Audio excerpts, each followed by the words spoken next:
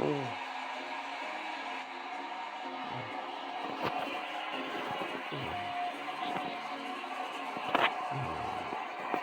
thanks for being with us tonight. It's a pleasure. It's kind of funny reaction we got from the audience. I say a footless goose, and people, it was kind of, oh, and then they kind of giggle, because it does sound rather amusing at first. First of all, let's talk about you. You're from Hastings, Nebraska, my home state. Yes. What do you do back in Nebraska? Well, I'm in the manufacturing business. We manufacture livestock handling equipment. In other words, anything to do with the handling of livestock, we build it. Oh, you're in the right place for it. We have our, in Nebraska, you bet. And we have our own factory and have been in business for 30 years, and things have really been nice for us. Hey, good. Now, how did you come in possession of a footless goose? Well, Do you see what I'm talking about? these people probably won't believe all this story, but it's true. All right. So help me.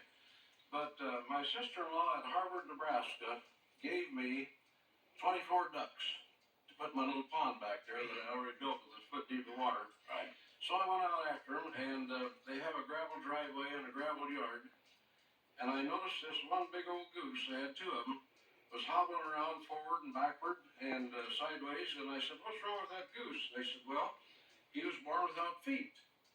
And on this gravel, it was like marbles. He had two big calluses on these two stumps, see? And he couldn't keep his balance. So I thought, gee, that's too bad. I really felt bad. So I went back to Hastings with the ducks and turned them loose in a pond. And for a week, I couldn't get that goose off my mind. So I drove back out there, and I had a couple of brown and white Pomeranians with blue eyes, a pair. And I drove into the yard, and I said to my sister-in-law, I said, "Would you trade that goose for these two geese here?" And she said, "Well, I'd be crazy if I didn't." No. Well, I said, "I'll just trade you. Even that me out." She said, "That's fine." And She wanted to unload the goose with no feet. Yeah, I guess. But she traded straight across, see? Yeah. So I took this goose back to town, and well, I took him back to town first and put shoes on him and taught him to walk.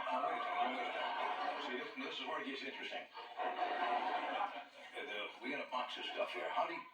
Where do you go shopping for goose shoes, I guess? Well, folks. Anyway, I taught this guy to walk, and by putting shoes on him, and then I took these two geese out and traded her straight across. Right. And so that's the way it happened. But anyway, the first shoes I put on him was a little pair of genuine leather shoes, lasted exactly 30 days, and they cost $12.99 a pair. So with my pencil and paper, I figured by the time he is 50 years of age, You lived that long? yes, his lifespan, well, I would have $7,800 wrapped up in shoes. That's a sizable goose shoe bill. And they probably go through every 30 days, right? Every 30 days. That's what this amounted to. So, you see, he doesn't have any webs or toes, but he has two stumps, no heels, see? Yeah. And so that's what happened. So you kind of have to fill these in with a little something to make them more comfortable, Yeah. right? Well, they had to build the heel up, see? In other words, there's no heel in the right foot at all. And so we had to build the heel up. And also his right leg was crooked, so we had to put more sponge rubber on this side and more on this side. Balance him up? Yeah, so it's that flat-footed, see? How do the other geese treat him? I mean, do they accept him? The big white goose, I call him Tyrannus Rex. He attacks him every time he gets near him. Bites him in the hind end and the legs. Knowing that he's has Yeah, no feet. because he's got these shoes on, see? Something normal geese don't see in the wild, I should point out. And so then I bought these. We haven't tried these yet. And I bought these, and they, I never even put them on him, because if these wear out in 30 days, these last about a week, see? So, I tell you what, you want to take a break now, and then we're going to bring out Andy. Is he happy, Andy the goose? Yeah, he's happy. What do you got? Well, see, when you take over a goose's life, What do you got here? you really got to look out for him. In other words, he can't stand up on ice. These are ice shoes? Those are the ice shoes,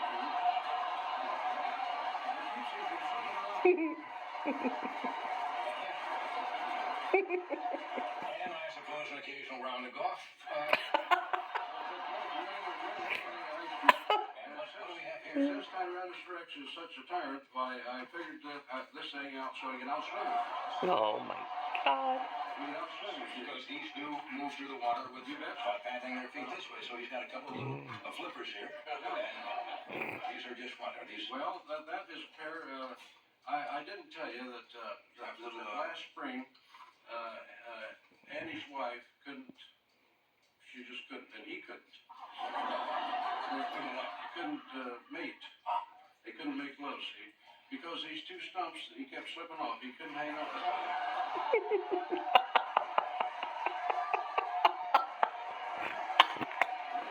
They tried, and she laid eggs and sat on them for months and months and months, and nothing happened. So finally, a duck had baby ducks next door, and she adopted those baby ducks as her own, and the old duck went off and had more eggs and more babies. Isn't that fascinating? Yeah, but see, in other words, with this 12 inches of water, I've been reading up on this. Right.